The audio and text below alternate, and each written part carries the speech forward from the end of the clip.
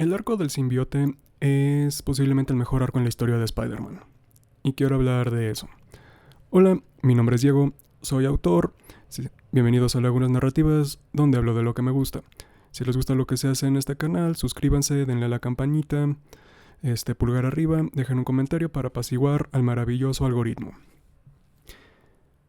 Antes de hablar del arco en sí, quiero hablar de la posición en la que estaba Peter Parker como personaje en Marvel antes de que eso saliera, el por qué es tan buen arco o qué herramientas se está utilizando para que sea tan buen arco. Y una vez que empecemos a hablar, vamos a hablar de las consecuencias. Obviamente la más obvia son los simbiotes, pero también cómo dejó a Peter como personaje, ese arco. No creo que sea un video muy largo, ya veremos qué pasa. Iniciemos. Peter Parker o Spider-Man es un personaje de Marvel Comics que salió en 1963. Es una respuesta a qué pasa si un sidekick o un adolescente que usualmente están en el rol de ayudar al superhéroe es el personaje principal.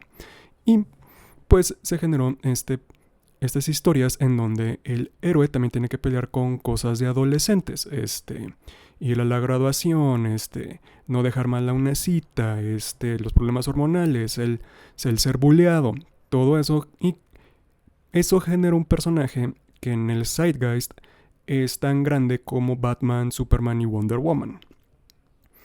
También es un personaje que sacó posiblemente la mejor línea que puede resumir a un superhéroe, que es con un gran poder conlleva una gran responsabilidad.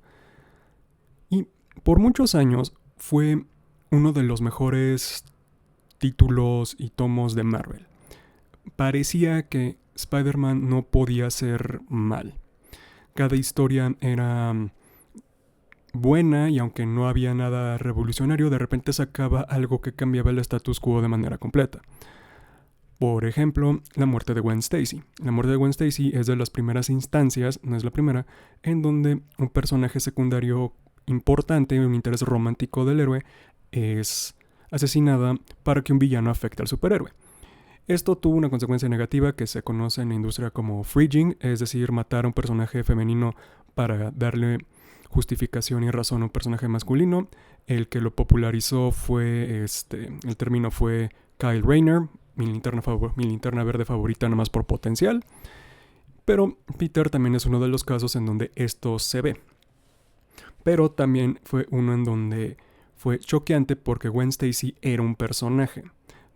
Aunque sí giraba alrededor de Peter Parker y sus decisiones como personaje giran en torno a Peter, fue la primera vez en donde se muere un personaje secundario importante que no sea un sidekick como Robin.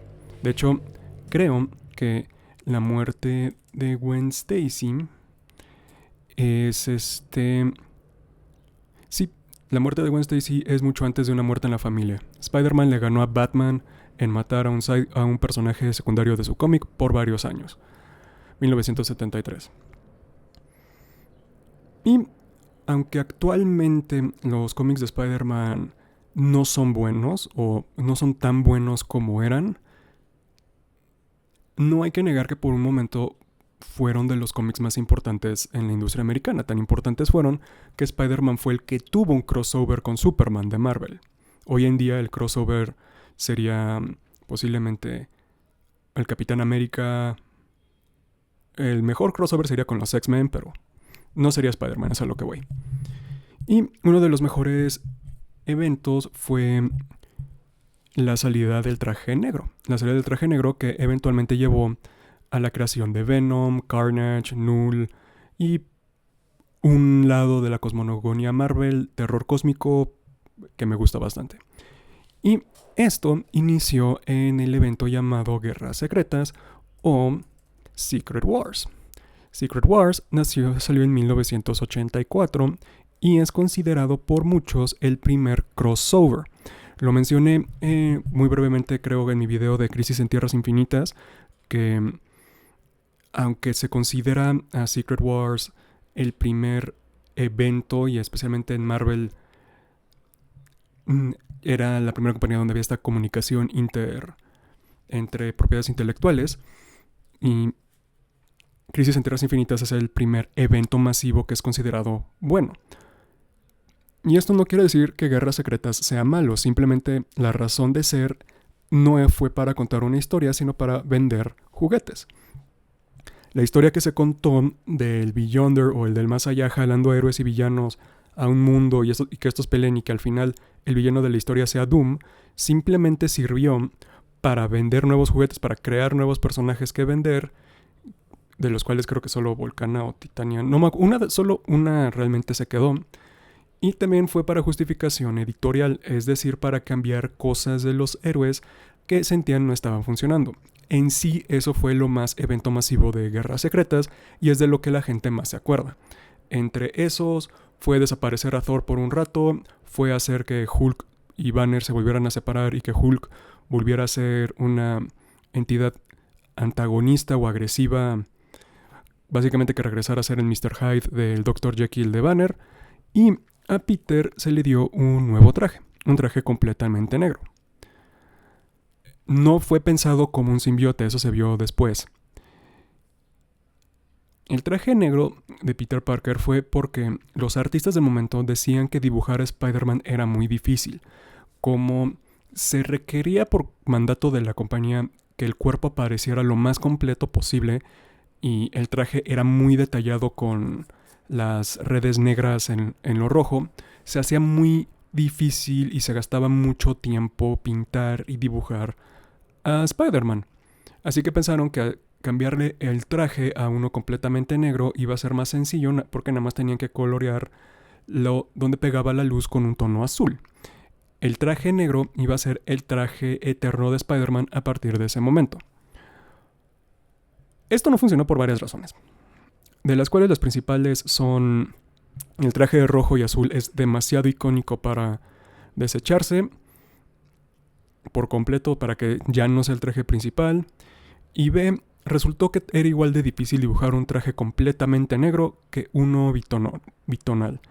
Resulta que si quieres marcar movimientos en un traje completamente negro, tienes que esforzarte más con el contraste con el azul para que se note como cuerpo y no como como un blob, como esta cosa deforme o aforme. Y entonces vino el cómo solucionamos esto, cómo regresamos a Peter a su traje rojo y azul. Y como son los cómics y simplemente no podían decir de ay, no me gusta este traje que me dio un alienígena, se inventaron toda una historia. Y esta es la historia de los simbiotes, que fue algo que se pegó con Peter después de la Guerra Secreta, que luego va a ser retconeado de que fue un meteorito que cayó y se le pegó, pero originalmente fue por las Guerras Secretas donde se pegó el simbiote a Peter, y es un alienígena que empezó a controlar a Peter. O empezó a volverlo más agresivo, empezó a separarlo de sus aliados, empezó a separarlo de las personas que lo aman, empezó a regresarlo un poco a un estado más del status quo inicial de Peter Parker, pero en una versión adulta. Y Peter Parker logra zafarse de esto utilizando la debilidad de este ente que son los sonidos muy fuertes, en la escena de la iglesia donde está la campana, y él se separa del traje y todo regresa a la normalidad. Pero Spider-Man crea un nuevo villano que es posiblemente uno de sus 3 némesis, o némesis, no sé cómo se diría en plural. Y es Venom, que próximamente hoy en día sería considerado como un antihéroe. ¿Por qué este arco es de los mejores de Spider-Man? Fue un arco que se creó para solucionar un problema editorial, dándole una historia. Aunque sí, a hacerlo como alguien malvado, hoy en día se siente como, pues, ¿por qué no simplemente lo separaron ya? Es por la visión que tenemos moderna de Venom, de que Venom no es necesariamente malévolo por naturaleza, sino los problemas de ira de Peter Parker fueron los que los volvieron agresivo. Especialmente por la separación tan violenta que Peter tuvo de él, y pues que Venom es la anomalía de su especie. Pero en ese momento, Marvel estaba en una época un poco...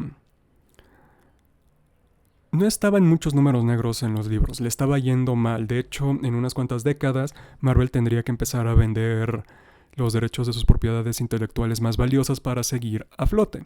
Y es por eso que tenemos Blade, que tenemos Los Cuatro Fantásticos, la saga de X-Men y las películas de Spider-Man antes del universo cinematográfico de Marvel. Y la de Hulk y muchas cosas. Marvel, el peor enemigo de Marvel siempre ha sido el dinero. Así como el peor enemigo de los Power Rangers siempre han sido el dinero. Y este acto de Venom dio muchos ojos de nuevo a los cómics porque era, si no mal me acuerdo, ahorita les digo, sí, porque era justo el momento, perdón, tuve que checar las notas, era justo el momento en donde empezó la época oscura de los cómics, los 90, The Dark Age o The Dork Age, como se considera hoy en día.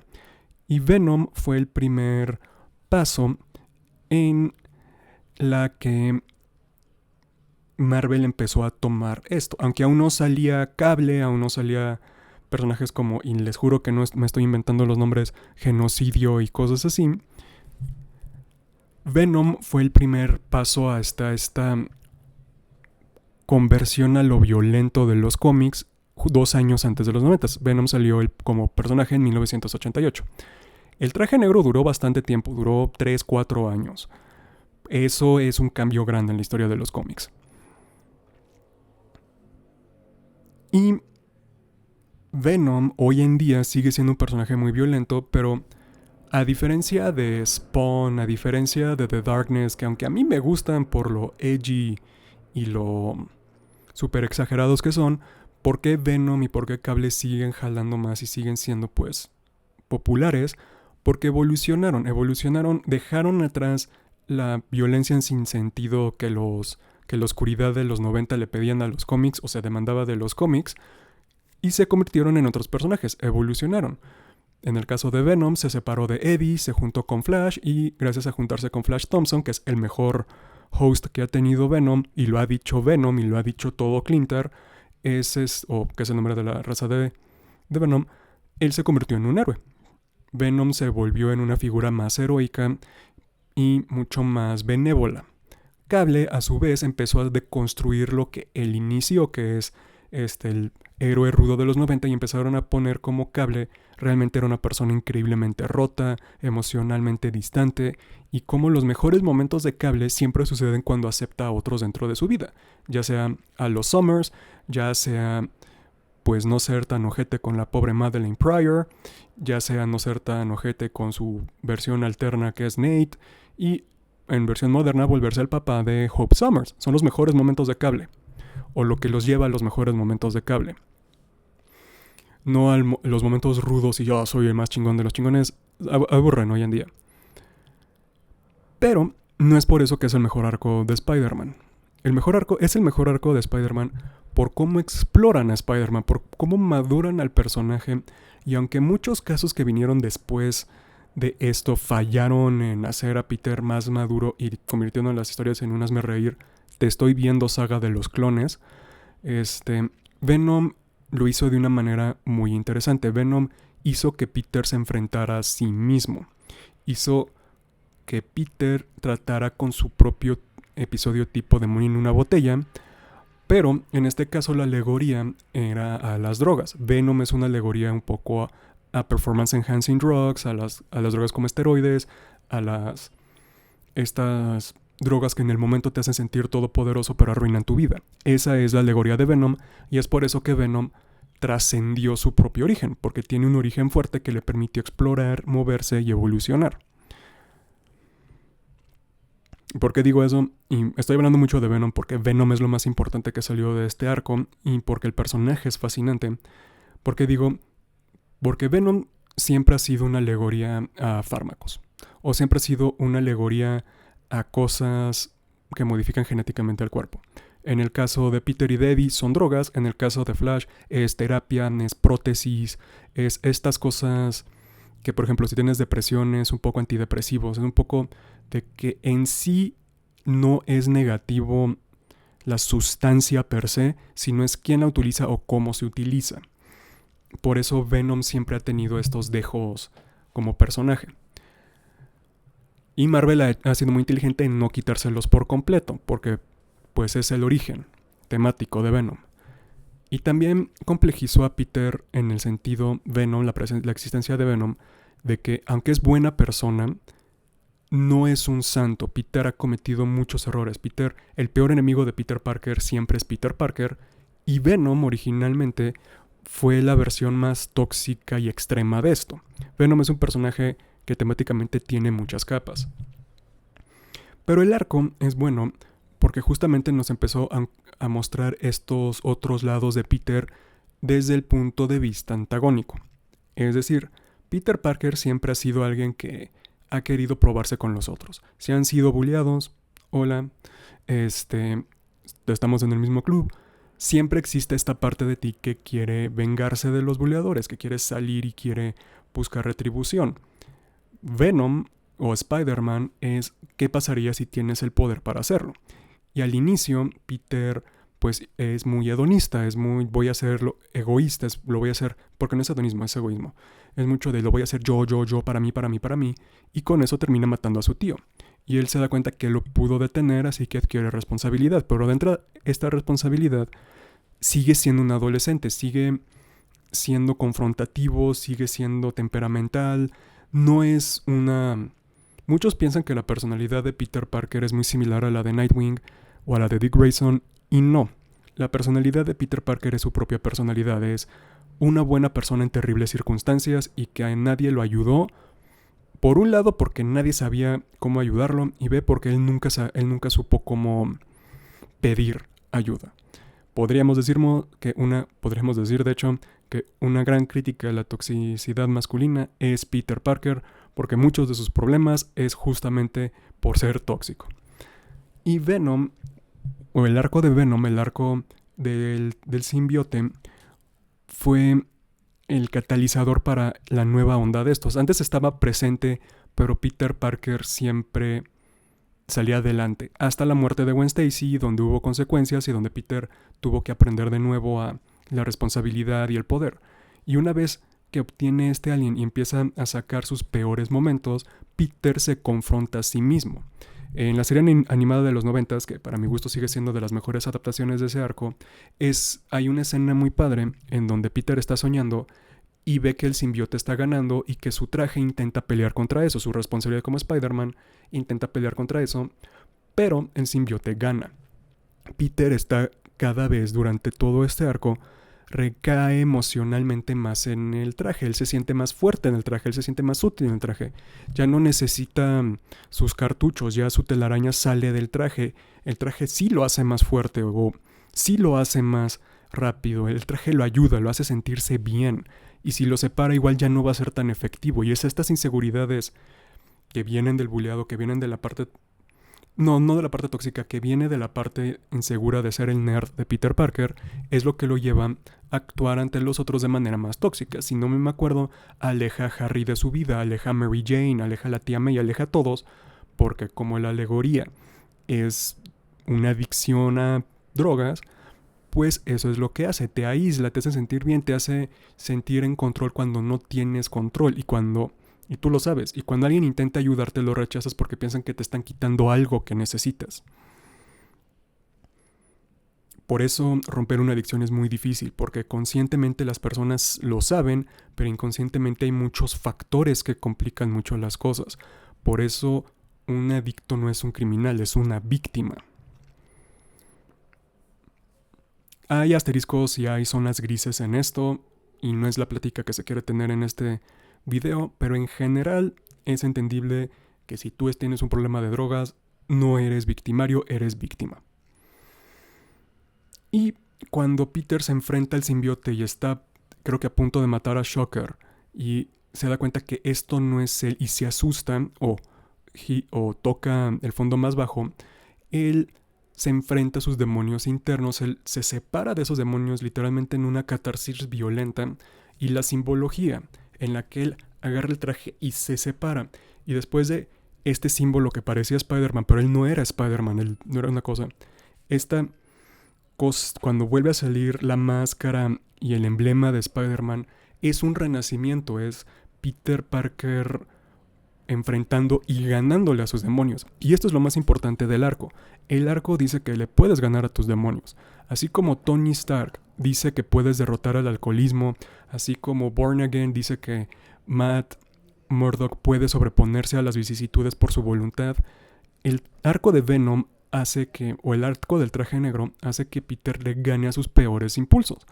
Porque, como vendría después, el simbiote no lo manipuló, o sea, lo manipuló con asterisco. El simbiote nunca le dio nada que Peter no tuviera ahí. La ira, este ego que Spider-Man tiene, todo esto Peter ahí lo tenía, pero estaba controlado por las bondades de Peter, la humildad, el sentido del humor, tener los pies bajo la tierra, la sensación de responsabilidad. Cuando esto se desequilibra y le empiezas a erosionar la idea de responsabilidad de Spider-Man, tienes los peores momentos, las partes más tóxicas de Spider-Man. También por eso no es coincidencia que Venom sea sea brea, sea esta cosa que se pega en ti y que se adhiere y que nunca realmente te logra separar completamente de eso, siempre deja secuelas. Y por eso Venom se convirtió en un némesis tan personal de Peter, porque el Duende Verde es el enemigo principal de Spider-Man. Para Spider-Man el peor enemigo siempre va a ser el Duende Verde, todos los duendes. El Doctor Octopus es el némesis intelectual de Spider-Man y de Peter Parker, es la traición, pero es un punto balance entre los dos porque es superior a Spider-Man físicamente, pero fue un mentor de Peter que lo terminó traicionando en la continuidad moderna. Venom es 100% cuando es villano el némesis de Peter Parker. Son los peores momentos de Peter llevados al extremo. Por eso se siente tan distinto como villano o tan diferente este arco como los otros. Demonio en una botella es Tony Stark dejando atrás el alcoholismo con una intervención. Born Again de Matt Murdock es alguien reafirmando su fe para pelear contra el lado más oscuro de la sociedad, que pues Daredevil en sus mejores momentos es justamente tratando estos problemas de las calles de manera cruda. Y Spider-Man, o el arco del traje negro, es Spider-Man enfrentándose a la realidad de que no es un santo, de que tiene partes oscuras que él no puede seguir negándose. Por eso por muchos años Peter rehusó de nuevo en cualquier circunstancia volverse a unir con Venom, porque él sabe que los peores momentos de Venom son indirectamente causados por sus peores momentos. Dan Slott, la tirada de Dan Slott o el momento de Dan Slott en Spider-Man tiene muchas cosas que no me gustan. Iniciando y terminando con One More Day. Pero Go Dance Swinging tiene un momento de catarsis muy padre con Peter en el que él acepta volverse a unirse con Venom y logran derrotar al Duende Verde que se unió con Carnage. Esto muestra un desarrollo de personaje cabrón de parte de Peter Parker, porque no es solo aceptando estos demonios internos, esta fuerza externa que sus peores, como dije, sus rasgos más violentos, él fue la maqueta, él fue la fundación para eso, sino que lo acepta, trabajan bien y lo protege del fuego, hace que se vaya bien. Es Peter Parker de alguna manera, si lo vemos en contrato, en completo, es dándose una flor, es dándose una palmadita en la espalda. Y si Peter Parker es el peor enemigo de Peter Parker, ese es un momento en donde una parte interna de Spider-Man sanó. El arco del traje negro es el mejor arco de Spider-Man porque muestra la caída de un héroe de una manera inteligente y presta una salida muy cómics. No es algo con lo que Peter siempre va a tener que pelear, bueno, más bien dicho, es algo con lo que Peter siempre va a tener que pelear, pero puede saber que él no es todo eso, que se requirió una influencia externa que él contaminó para llevarlo a eso. Complejiza al personaje de Peter. Eso es la clave de por qué es tan bueno el arco de Venom. Aunque Peter nunca fue un personaje fácil o sencillo, siempre nada más por su concepción de que es un sidekick sin alguien que lo guíe, o siendo el héroe principal, él por naturaleza iba a ser un personaje muy complejo. El simple hecho de que cualquiera puede utilizar la máscara también obliga a que Peter Parker tenga que ser memorable, pero accesible. Y la muerte de Gwen Stacy nos mostró los fallos del superhéroe. El arco del traje negro nos mostró los fallos personales de Peter Parker y obligó que él se enfrentara ahí. Podríamos decir que fue un poco de terapia, pero no, realmente simplemente fue la destrucción de Peter Parker y su reconstrucción y el inicio de su reconstrucción poco a poco. Y por muchos años Venom fue el némesis de Peter. Cada vez que aparecía Venom, la historia se volvía muchísimo más oscura. Cuando Venom y Peter tenían que trabajar juntos era por Carnage, por algo mucho más peligroso que Venom, más poderoso que los dos y que obligó a los dos enemigos a trabajar juntos. Y en otro video voy a hablar de cómo Carnage es lo que llevó a que Venom se volviera héroe, pero esa es una plática para otro video. En conclusión, ¿por qué el arco del traje negro, el arco de Venom es el mejor arco de Peter? Porque A soluciona un problema editorial, y eso es lo de menos. B presenta un desarrollo de personaje interno en donde en lugar de ser persona contra la sociedad, es persona contra sí misma. A su vez, la alegoría de un abuso de drogas también nos muestra cómo cualquier persona puede caer sobre eso si no tiene una red de soporte. Y muchas veces, las personas sabotean su propia red por inseguridades y por miedos. También nos muestran cómo Peter Parker realmente, aunque es una buena persona, nunca fue un santo. Siempre tuvo este filo que si lo llevas a un extremo, deja de ser Spider-Man, pero está presente en el personaje. Es decir, complejiza el personaje. Resuelve problemas editoriales, complejiza el personaje, es una excelente alegoría. Y algo de lo más importante, nos abre una rama del universo Marvel que ha evolucionado fuera de Spider-Man. Es decir, presentó a Venom, lo cual nos presentó a Agent Venom, a Carnage, a Anti-Venom, a Scream, a Toxin, que es de los peorcitos. A Flash Thompson lo regresó de ser un personaje secundario a ser un héroe en on his own merits, en sus propios méritos. Presentó a Eddie, que quiero que se quiten de la mente la imagen que tienen de Tom Hardy como Eddie Brock. Edward Brock no es una buena persona. A veces lo intenta, pero es muy difícil que lo sea.